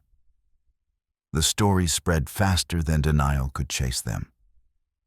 I remembered Satara, Shirin, all the women who had fallen to whispers before me. I kept my silence, trusting time to turn suspicion elsewhere. But suspicion, once ignited, burns longer than love. The Queen Mother summoned me one afternoon. Her chambers smelled of rosewater and old parchment, and her eyes were sharper than any blade I had ever seen. "They say you are not what you appear," she said. I bowed low, answering only, "I am what memory makes me." She studied me, as though weighing whether I was a threat or a tool. At last she said, "Then remember wisely. Forget nothing. A woman who remembers can be more valuable than a man who rules. I understood then that she too was a shadow in her own way, though her power wore a crown of years. The harem of Isfahan was louder than any before. Laughter, song, argument, tears, they filled the air like perfume. And yet, in the midst of noise, loneliness pressed harder than ever. I thought of Sira, of Artaban, of Khosrow, of every face that had touched my heart only to vanish into time's abyss. I wondered if eternity was meant not for triumph, but for grief. What is it to live forever, if not to become the graveyard of all who loved you? One night, during a festival, the Shah commanded us to perform a pageant for foreign ambassadors. We wore gowns heavy with jewels, our faces painted like porcelain, our movements choreographed into a living tapestry. As I danced, I caught the gaze of one ambassador from Venice. His eyes widened, his lips parted slightly, as though he recognized me. But how could he? Perhaps he only saw what others had seen before. The strangeness of a face untouched by time. His stare unsettled me, reminding me that eternity is not invisible, no matter how carefully hidden. After the performance, Mariam laughed, pulling me into her embrace. "We are stars tonight," she said. But I knew stars only shine because darkness surrounds them, and stars too burn out. I kissed her cheek and whispered, "Shine while you can." She did not understand. She was too young to know how long shadows last. In the weeks after the festival, life in the harem swelled with new tensions. The Venetian envoy's visit had left a trail of rumors, and Farah sharpened them like knives. "He looked at you as if you were a ghost," she whispered to others. "Perhaps she is not flesh at all." The word spread, twisted, returned to me in fragments. A servant bowed too deeply, eyes avoiding mine. Another crossed herself when passing me, though that was not her custom. Mariam, loyal as always, tried to defend me. "She is only herself," she told them. But her laughter no longer rang as freely. Suspicion gnawed, even at friendship. I wanted to reassure her, to confess the truth. But I knew the burden of immortality was too heavy to share. I had carried it across centuries alone. To share it was to curse another. The Queen Mother continued to summon me, sometimes to ask about the moods of women, sometimes to hear stories of the past. "Tell me," she said once, "what was Persepolis like?" I froze, though I masked it as thought. "I have read of its columns," she added. "They say they touch the sky." I bowed. "Columns always reach for heaven, Majesty. But heaven rarely bows to meet them." She studied me with an expression that was not disbelief, but recognition. Perhaps she too had heard whispers of immortals in old tales. She said nothing more. But from then on, her gaze was gentler, almost protective. Farah's malice, however, grew bolder. One evening she accused me before the Shah himself. "She is not as she seems," Farah declared, her eyes gleaming with false courage. "She hides her age. She charms us with sorcery. How else does she remain unchanged while seasons devour the rest of us?" The hall grew silent, every eye pressing against me. The Shah, impatient with such theatrics, turned to me. "Is this true? Are you what they claim?" I lowered my head, heart steady. "I am only what your Majesty sees," I said. "A woman who remembers, nothing more." For a moment the silence tightened like a rope. Then the Shah laughed, dismissing the accusation as jealousy. He waved Farah away with irritation, and she fell to her knees, trembling with rage disguised as humility. But though I survived that moment, danger had only thickened. Farah's defeat made her venom more potent, her whispers sharper. She no longer confronted me directly, but I felt her plots circling like wolves. I walked carefully, spoke less, withdrew into the safety of memory. Mariam tried to draw me out. "You live too much in silence," she said, stroking my hair as we lay side by side on cushions. "If you do not speak, the silence will swallow you." I smiled sadly. Silence has carried me longer than words ever could. She pouted, then laughed, then wept in the same breath. "Promise me you will not leave me," she whispered. And I, who had promised the same to Cyrus centuries before, lied again. I will not. Seasons passed. The gardens bloomed with tulips and roses. Fountains sang, musicians rehearsed melodies that had traveled from distant lands. Yet beneath the beauty, I felt the empire tremble. Ambassadors came with wary smiles, merchants complained of unrest, servants whispered of armies shifting at the borders. The Shah walked with the confidence of one who believed himself invincible. But I had lived too long not to recognize the scent of decline. One night, as I wandered the garden under a silver moon, I felt Mariam's hand slip into mine. She looked at me with eyes wide as fear. "Farah means to destroy you," she said. "She has spoken with the astrologers, paid them to declare you cursed." I stroked her cheek, trying to calm her trembling. "Do not fear. Stars shine, but they do not command yet." In my heart, I knew how easily superstition could become execution. The next day, the astrologers proclaimed that a shadow walked among the women of the harem, a shadow that drank time. Murmurs spread like wildfire. Some women crossed themselves, others clutched amulets. The Queen Mother, to her credit, intervened. She summoned the astrologers, questioned their loyalties, and dismissed their predictions as lies bought with coin. "Fear is the true curse," she told the Shah, her voice iron, "and fear destroys palaces faster than enemies." Her words saved me, at least for that season. But nothing lasts forever. Mariam, sweet Mariam, fell ill during the winter. At first it was only a fever, then a cough that deepened, then silence that terrified me more than screams. I nursed her as best I could, pressing cool cloths to her brow, whispering stories of rain and rivers. She smiled faintly, whispering, "You never change. Perhaps you will remember me when all else forgets my heart broke as I promised her I would." She died before spring returned. The harem mourned briefly, then continued its endless cycle of songs and whispers.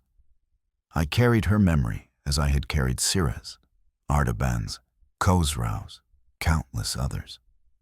My ledger of grief grew heavier. Sometimes I wondered if immortality was not life at all. But death stretched thin across centuries.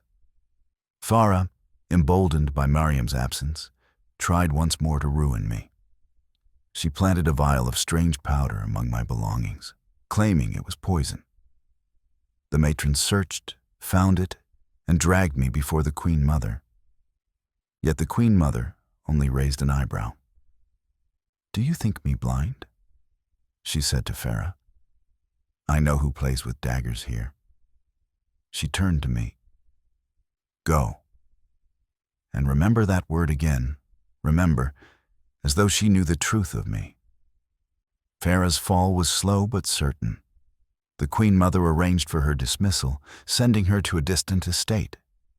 Some said she died there, others that she plotted still, but I no longer cared. My heart was too heavy with Mariam's absence, too weary of endless battles. As years folded into one another, I became less a woman of desire and more a keeper of memory. The Shah aged, his appetites cooling, his power shifting to younger hands. The harem too changed. New girls arrived, bright and terrified, while older ones faded into the background. I remained the same, a shadow unchanged, a mirror that refused to crack. One evening, as the Shah sat weary in his chamber, he looked at me and said, "You have not aged since I first saw you. How is this possible?" I smiled, lowering my gaze. "Perhaps your Majesty sees me with the same eyes as before. Memory preserves what time erodes," he chuckled softly, too tired to question further. But I saw the unease in his eyes, the sense that he was speaking to something beyond mortal. And so I endured, as I always had, through love and envy, through whispers and grief. The tiles of Isfahan glowed with beauty, but I knew beauty cannot shield against decline.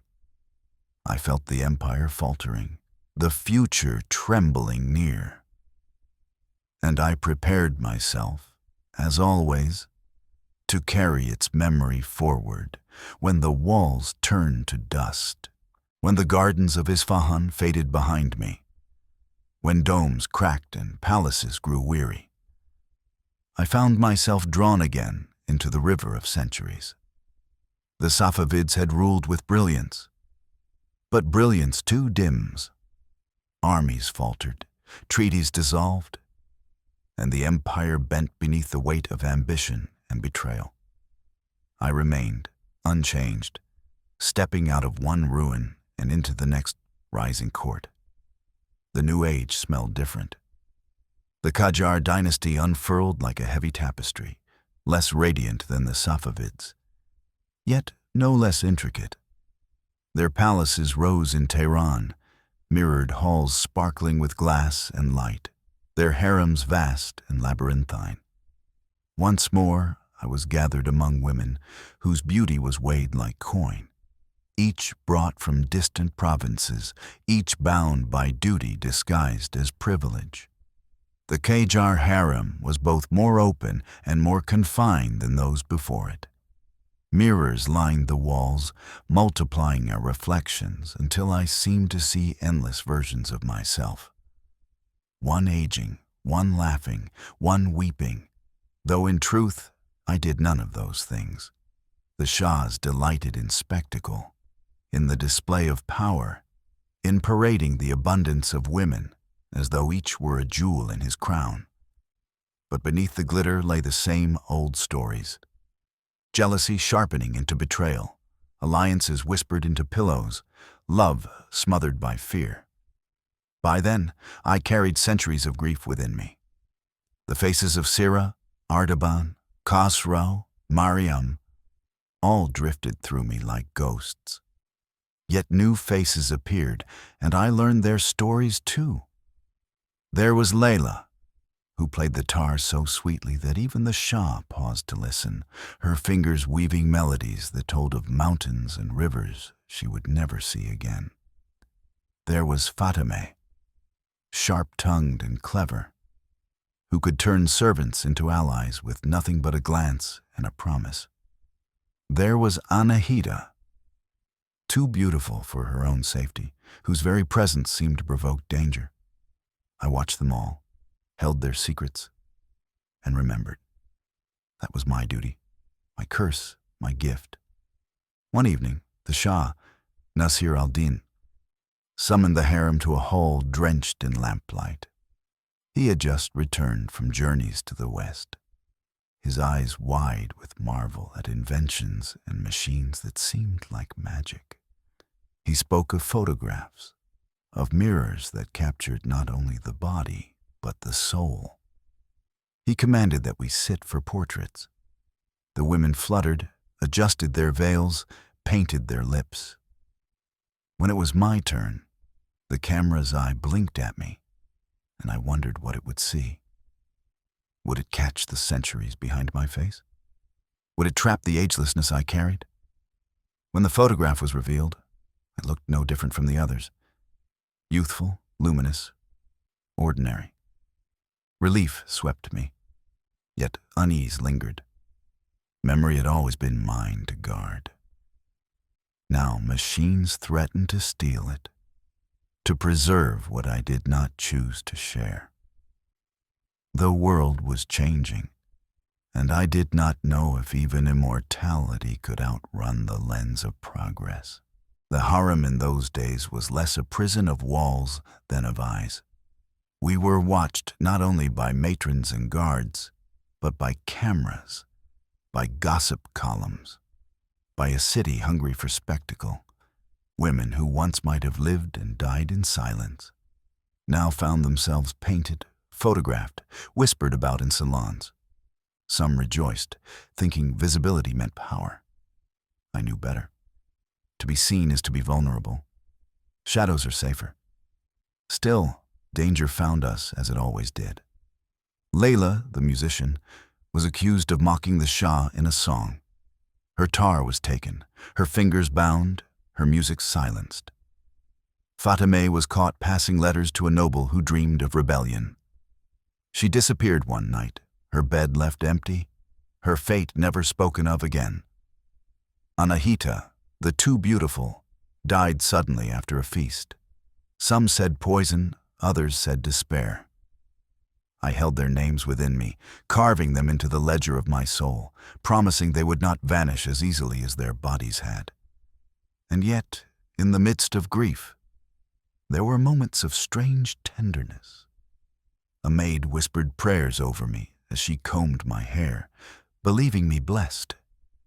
A child born of the harem laughed in my arms, her innocence untouched by intrigue. For a fleeting moment, I allowed myself to imagine what it might be like to love without fear, to live without remembering. But eternity is not mercy. It is obligation. The Qajars grew weaker with each decade, their hold on the empire loosening like frayed silk. Foreign powers pressed at the borders, courtiers schemed, servants gossiped of revolts. I watched as history bent again toward collapse. And when the palaces of Tehran trembled, when kings fell and new rulers rose, I did as I had always done. I carried the memories forward. The palace of the Qajars dimmed like a candle in wind, and soon another dynasty claimed the throne. The Pahlavis brought with them a different world. Modernity dressed in uniforms and motor cars, electric lamps glowing where once only oil and flame had reigned. Yet even in this new light, the old shadows clung. The harems shrank, transformed, concealed in more subtle forms. But I still found myself drawn into their walls. For where power gathers, so too do women bound to it. The palaces of Reza Shah glittered with imported glass, foreign architects carving new geometries into Persian stone. No longer endless harems of hundreds, but smaller courts, chosen companions, wives dressed in fashions that blended east and west. Still, the essence remained.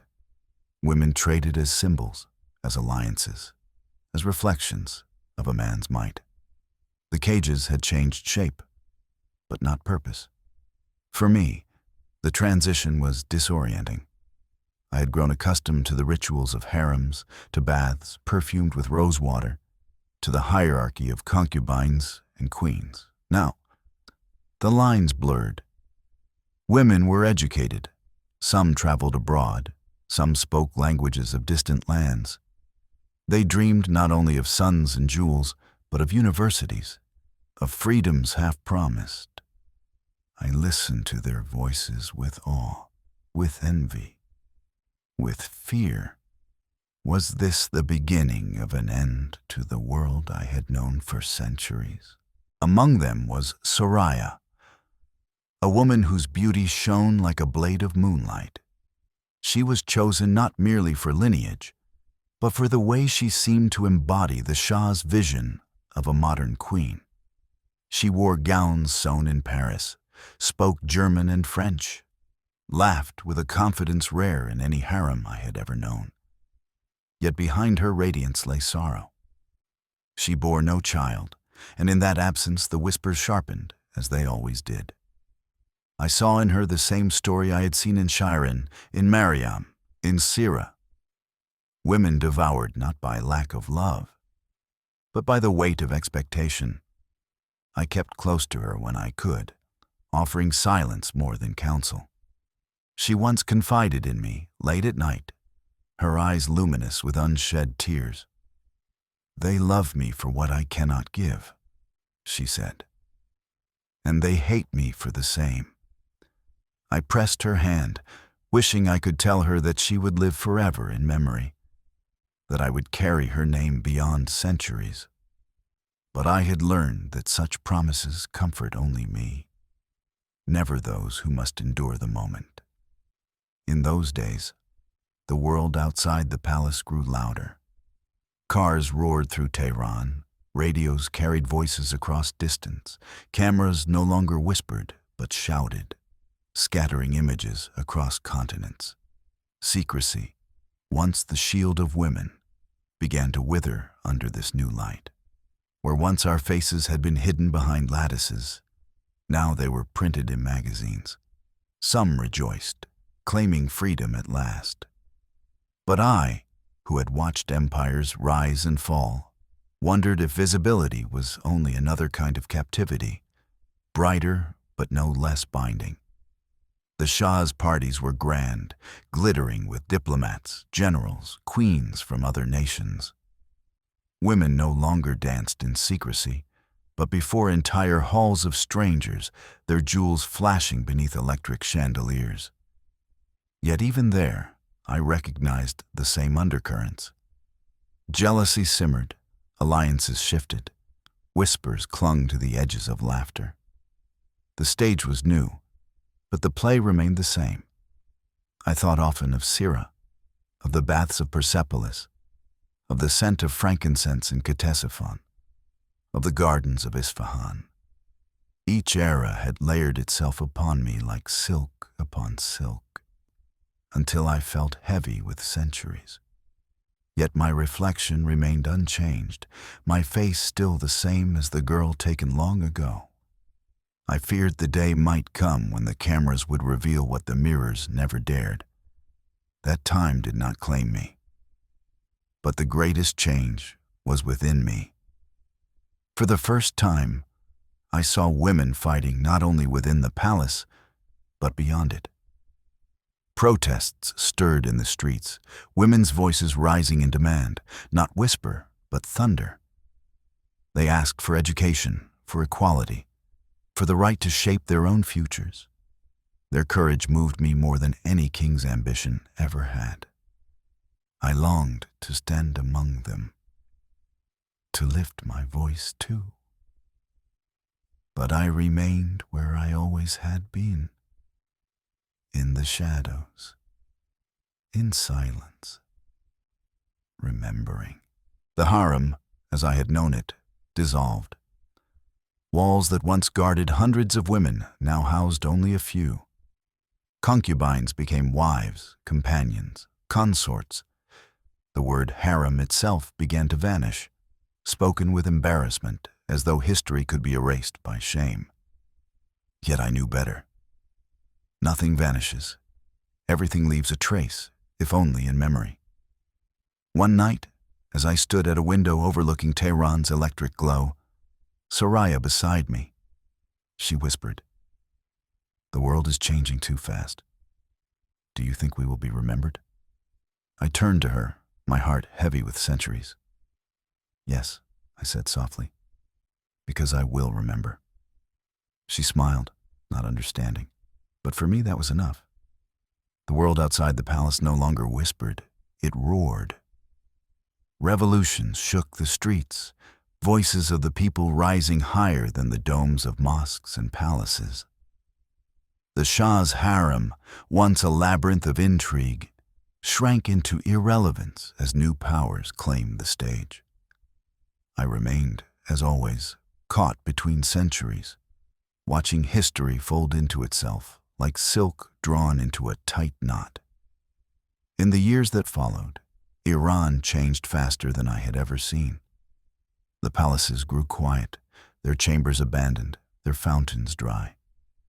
Women stepped into schools, into offices, into protests, into prisons. The roles that had bound us for centuries cracked like clay, left too long in the sun. And yet, even in freedom's fragile dawn, I recognized familiar chains, expectations, judgments, jealousies, the subtle cages of gaze and gossip. Palaces had fallen, but the walls lived on in hearts. For the first time, I was no longer part of a harem. I was no longer dressed, painted, arranged. I walked among the people in anonymity, my ageless face hidden behind veils or excuses. Sometimes I pretended to be the sister of a daughter long dead. Sometimes I claimed widowhood, for widowhood cloaked me in untouchable sorrow. Always I adapted, as I had for centuries, surviving by silence. But silence no longer satisfied me. After thousands of years, I had carried too much. The faces of women lost to jealousy, to ambition, to childbirth, to poison. They filled me. Their voices pressed against my ribs, demanding release. I could not let them vanish into dust. I had been made immortal, not for pleasure, nor for power, but for this, to be the shadow that remembers. And so I began to write. Not with ink and paper, those too easily burned, too easily lost, but with memories shaped into words spoken in secret. I whispered to the winds at night, telling them of Syra's cough in the baths of Persepolis, of Artaban's warning in the corridors, of Khosrau's promise beneath the fig tree, of Mariam's laughter in Isfahan, of Soraya's sorrow in modern halls. I trusted the wind to carry these stories beyond me, to press them into the ears of poets, of dreamers, of women yet unborn. Sometimes I walked past ruins, Persepolis, its columns broken but proud, Ctesiphon, its great arch still standing against time, Isfahan, its tiles cracked but still shining with impossible blue. I laid my hand on stone, whispering, "I remember you." I felt the stones answer, not with words, but with presence, as though relieved that they had not been forgotten. In Tehran, I passed the shuttered halls of palaces, where once I had sat among mirrors. Tourists wandered, taking photographs, their laughter bright and fleeting.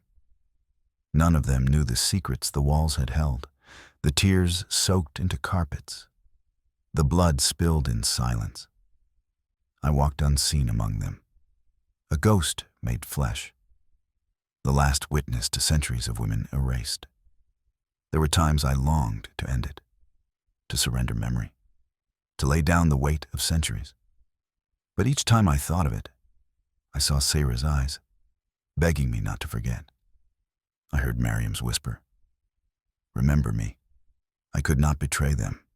I would carry them as far as eternity demanded. Now, as I speak these words, the world is loud with change. Women stand in streets, unveiled, unafraid, their voices fierce with demands for life and freedom. I watch them with awe, with pride, with grief. For though I have carried centuries of memory, I know the future belongs to them, not me. My place is in the shadows, whispering their past, ensuring that when they rise upon the foundation of all who came before. I am not queen, not concubine, not lover, not wife. I am the shadow that remembers. I am the witness carved not in stone, but in flesh that refuses to fade. Kings have forgotten their queens. Empires have forgotten their harems. But I have not. I will not. And when at last the wind carries me away, when my voice dissolves into silence, I trust that some fragment of my story will remain. In ruins, in songs, in the whisper of a woman combing her hair, in the laughter of a child born into freedom. Memory does not die. It only changes its vessel. I have been many things across ages. Captive, confidant, secret, survivor. But above all, I have been this, a keeper of stories, a witness to the lives of women who lived in walls that claimed them. If you hear my words, know that you too carry memory. Do not let it vanish. Speak their names when the world forgets them. For in the end, immortality is not mine alone. It belongs to all who remember. The night is quiet now, quieter than any palace ever was. I walk through streets lit not by torches or oil lamps, but by the cold glow of electric bulbs. The air hums with machines, voices carried on wires, songs captured in boxes. The world has remade itself, and yet I remain. I no longer belong to harems, nor to queens, nor to kings. I belong to memory itself. Sometimes I sit among strangers in cafes, listening to their laughter, their complaints, their dreams. They do not know that the woman beside them has lived for thousands of years, that she has walked through ruins they visit only as tourists, that she has held the hands of women history erased. I smile, and I carry their voices too. In dreams, I return to the baths of Persepolis, where Kira combs her hair in steam and whispers secrets. I walk again beneath the arch of Ctesiphon, where Khosrow tells me walls break before I do. I wander the gardens of Isfahan, where Mariam's laughter turns fountains into music. I stand in mirrored halls of Tehran, where Soraya asks if she will be remembered. They are all with me still. They will always be with me. The gift of eternity is not freedom. It is responsibility, to hold memory when others cannot, to keep alive what the world is eager to forget. That is why I am here still, why time has not claimed me. I am the ledger no fire can burn, the archive no empire can silence. And now I turn to you, the one who listens, the one who reads, the one who wonders. Their stories live because you allow them to enter your heart. In remembering them, you share the burden I have carried alone. Perhaps one day when I am gone, their names will linger on your lips, their laughter in your dreams, their courage in your steps. If so, then my immortality will not have been in vain. I am not queen, nor concubine, nor ghost. I am the shadow that remembers. And now I pass the memory to you. And so her story comes to a close. The immortal concubine, a woman who has lived in silence, who has remembered what history has chosen to forget. Through her, we have seen kings and empires rise and fall, but also the secret strength of women, woven like threads through the fabric of Persian history. If her story has touched you tonight, carry it with you, so that her memories live on, not only in shadows, but in you.